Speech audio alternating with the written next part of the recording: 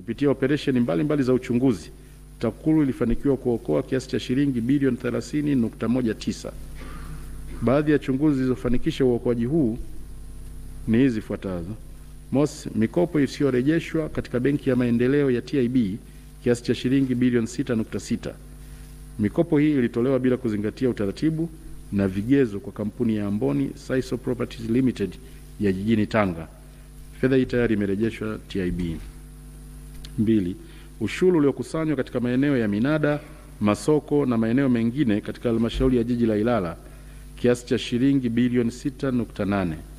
Wakusanyaji hao wa ushuru hawakuziwasilisha fedha hizo benki. Fedha hizo zimerejeshwa na kuwekwa katika akaunti ya mfuko mkuu wa halmashauri ya jiji la Ilala. Ufuatiliaji wa miradi ya maendeleo katika halmashauri kiasi cha shilingi bilioni 3.16.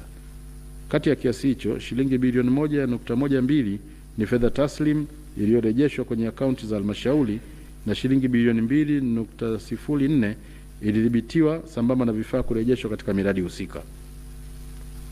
4. Ukwepaji kodi wa shilingi bilioni 2.4.